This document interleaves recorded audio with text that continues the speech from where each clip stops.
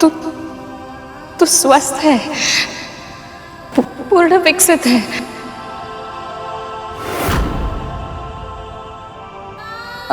अपने सामान्य रूप में आ पुत्र।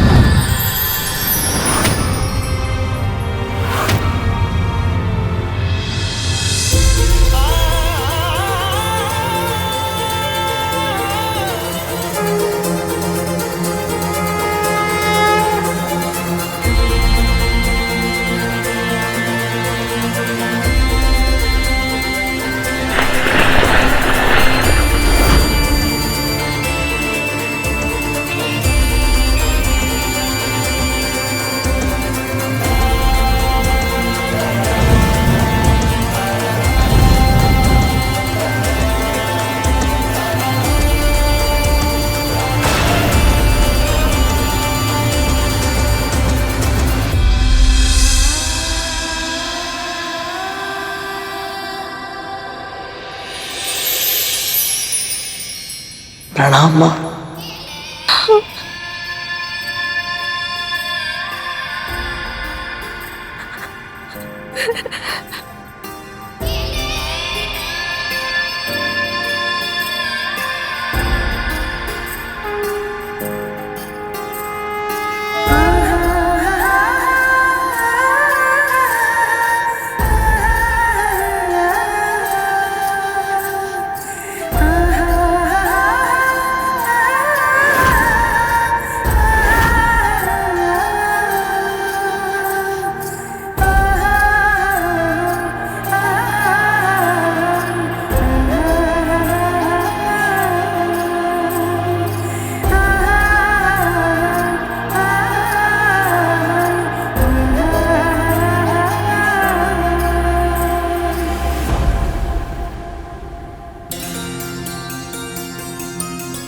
तेरा स्थान मेरे चरणों में नहीं, मेरे हृदय में है पुत्र।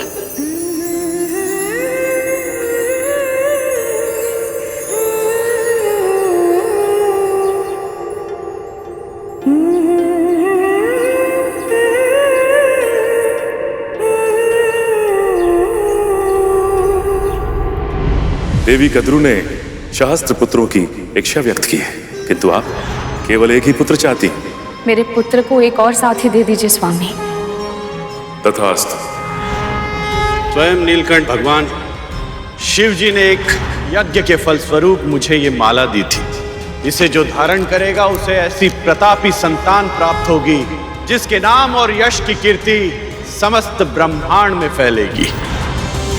भगवान विष्णु के प्रताप से होने वाली आपकी संतान का वर्चस्व संपूर्ण आकाश में स्थापित होगा।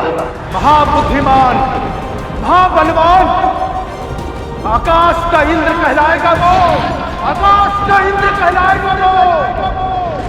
800 साल बाद जन्म लेने वाला आपका ये पुत्र आपको इस दास्ता से मुक्त करवाने के लिए आकाश पाताल लेकर देगा मां।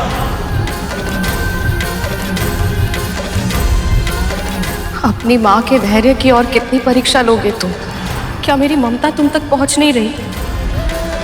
क्यों मेरी पुकार को अनसुना कर रहे हो? ऐसी कौन सी समाधि में लुप्त है प्रभु जो अपनी भक्त की पुकार आप तक पहुंच ही नहीं पा रही है? ना आपको इस माँ की पीड़ा दिखाई दे रही है, ना ही मेरी इन संतानों को।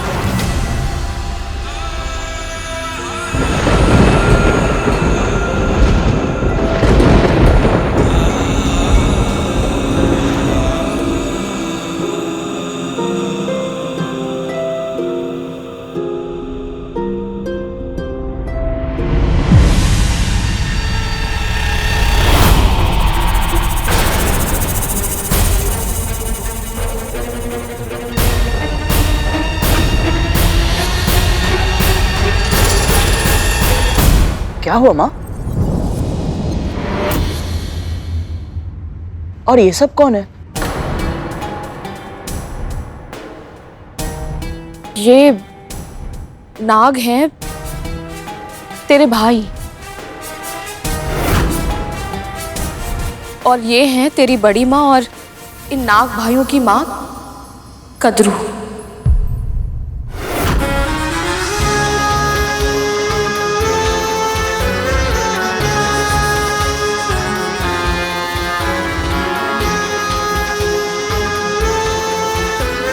प्रणाम बड़ी माँ। मेरी भूल के लिए मुझे क्षमा कर दीजिए। वो मैं आपको और अपने भाइयों को पहचान नहीं पाया।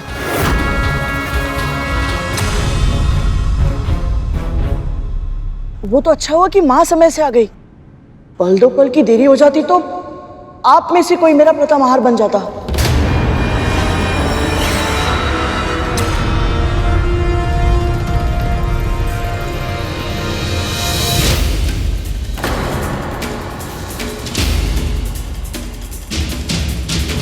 मुझे पूरा विश्वास है कि तुम्हारी माँ ऐसी भूल फिर कभी नहीं होने देगी,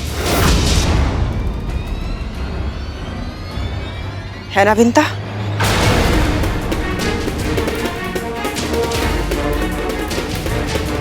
जी।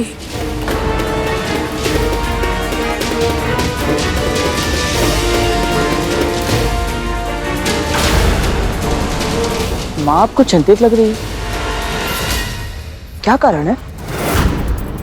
तू कभी अपने होने वाले पुत्र को ये नहीं बताएगी कि तू मेरी दासी क्यों बनी और कैसे बनी।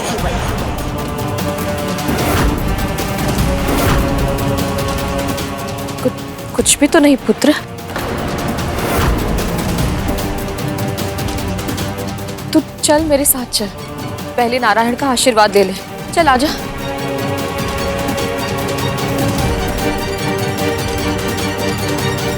आपकी दूरदृष्टि की जितनी प्रशंसा की जाए उतनी कम है मां। यदि इसके जन्म से पहले आप छोटी मां को अपनी दास्ता के बंधन में ना बांध लेती तो आज ना जाने क्या हो जाता।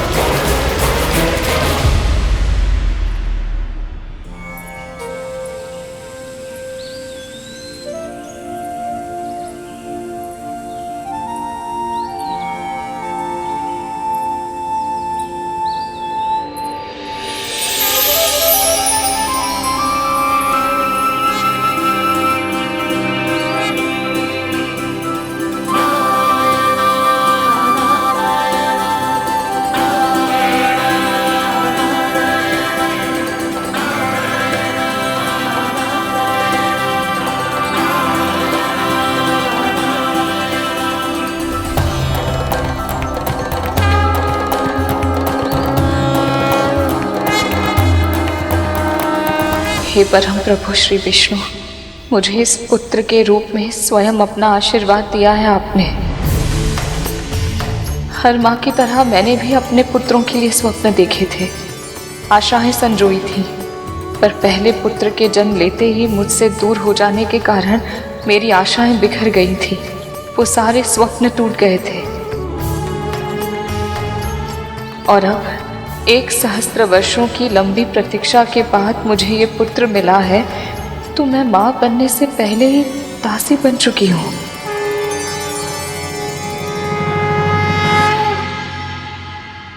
मुझे पता था प्रभु, जो मेरे भाग्य में है एक ना एक दिन मुझे भोगना ही होगा। बस ये नहीं पता था कि ऐसे इतना बड़ा आघात अपनी ही बहन के हाथों सहना पड़ेगा। पर अब अपने मन को शांत और मस्तिष्क को स्थिर रखने के लिए मुझे आपके मार्गदर्शन की आवश्यकता है प्रभु। मैं अपने दोषों से पहले पुत्र की रक्षा नहीं कर पाई, इसलिए अब मैं यही चाहती हूँ कि मेरे इस पुत्र पर मेरी तो क्या, संसार की किसी भी दोष की छाया न पड़े।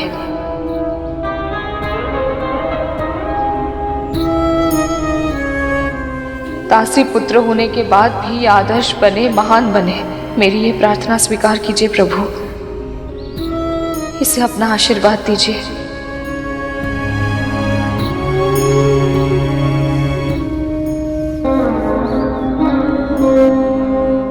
मैं नहीं जानता, पर अनुभव कर सकता हूं कि मां को मेरे जन्म लेने की प्रसन्नता तो अवश्य है, पर कहीं ना कहीं इनका मन उदास भी है। मुस्कुराहट में अजीब सी झिझक है। माथे पर चिंता की रेखाएं हैं। हे प्रभु, मुझे इतनी भक्ति, बुद्धि और शक्ति दीजिए कि मैं अपनी माँ की हर उदासी, हर चिंता, हर दुख को दूर कर सकूं।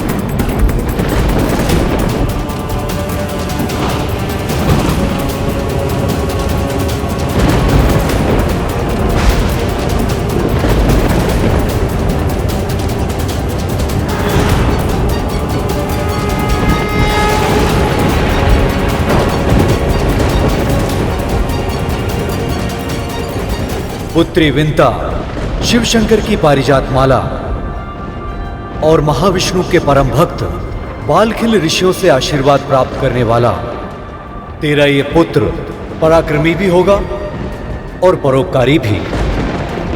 ना तो ये किसी के साथ दुष्ट व्यवहार करेगा और ना ही किसी के साथ दुष्टता होने देगा।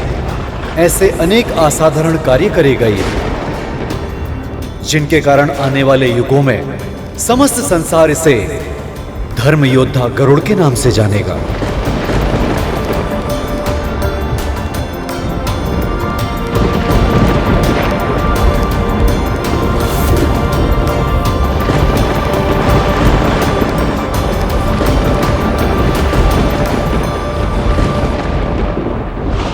गरुड़,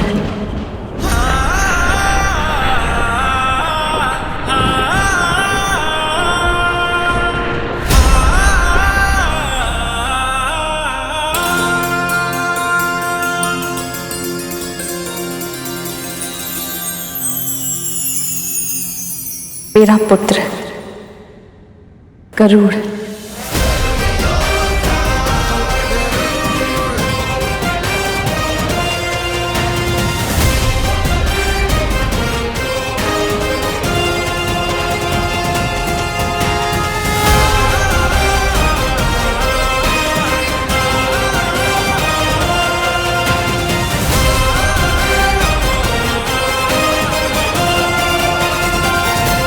आयुष्मान भव, यशस्वी भव।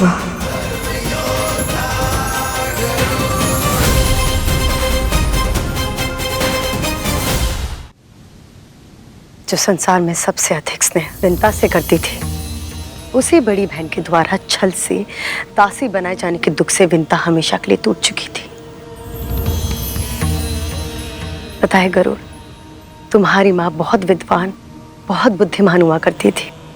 कोई कल्पना भी नहीं कर सकता था कि जिसके चेहरे पर आत्मविश्वास का ऐसा तेज दमकता हो, वही विंता भय की छाया में सदा सदा के लिए दासी बनकर रह जाएगी।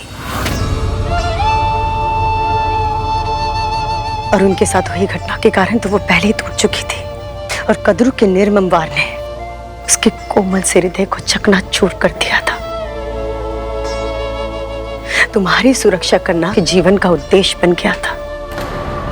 अपने लक्ष्य को साधने के लिए कद्रू उसके भाई का उपयोग कर रही थी। तरह तरह की शारीरिक मानसिक दबाव डाले ताकि उसका आत्मविश्वास और उसका मनोबल पूरी तरह से टूट जाए। और यही हुआ। धीरे धीरे विंता स्वयं को भूलने लगी थी। बस उसे याद था तो सिर्फ अपने वचन का मान। तुम्हारी माँ के लिए उसका वचन ही परम सत्य है और सत्य ही धर्म है।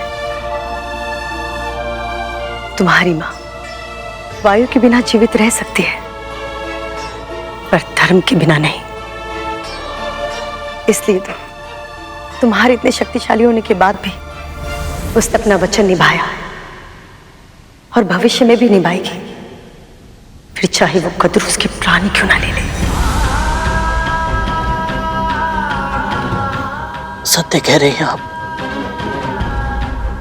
माँ के इन्हीं व्यवहारों के कारण मेरे मन में इतने सारे प्रश्न उत्पन्न हुए। दोनों बहन होकर एक महारानी और एक दासी क्यों?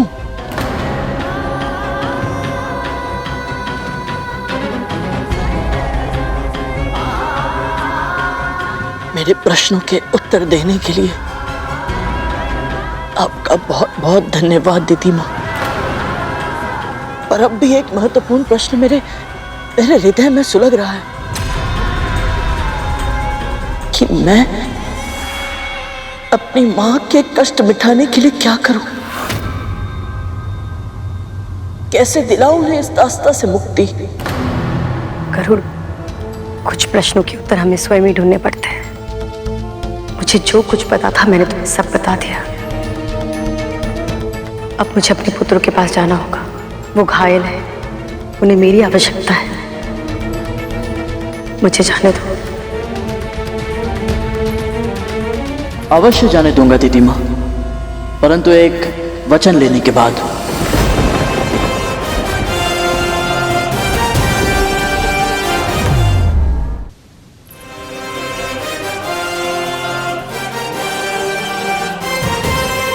वचन दीजिए दीदी माँ कि मेरी अनुपस्थिति में आपका कोई भी पुत्र, असुर सेना का कोई भी योद्धा, कोई भी सैनिक अदिति माँ की तपस्या भंग करने का प्रयास नहीं करेगा। सब व्यर्थ हो गया। इस गरुड़ के कारण ना तो मैं अपनी समस्या का अंत कर पाई और ना ही कद्रू की। मैं तुम्हें वचन देती हूँ।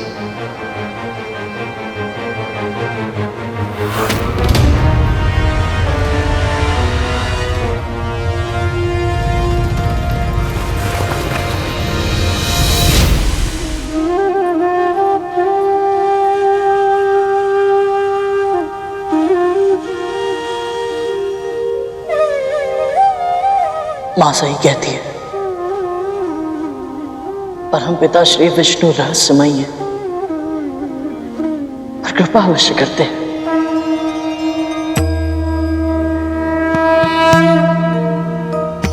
यहां आकर ना केवल मुझे आपके दर्शन हुए अदिति मां, और अपने दानव भाइयों और अदिति मां से भी भेंट हो गई। मां पाताल भैरवी का आशीर्वाद मिला और आपकी तपस्या भंग हुए बिना ही मुझे अपने प्रश्नों के उत्तर मिल गए कि मेरी मां दासी क्यों और कैसे बनी। और मुझे पूरा विश्वास है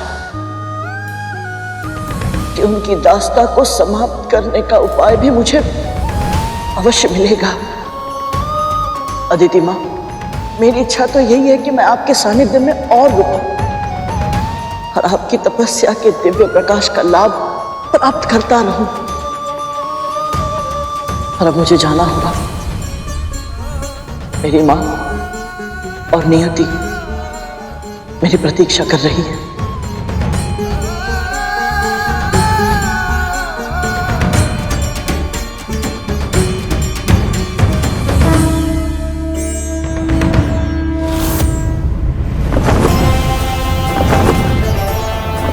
मां को बिना बताए चला आया था। मेरी चिंता में कितनी व्याकुल होंगी वो और कितनी क्रोधित भी होंगी मुझसे। कैसे करूंगा उनका सामना?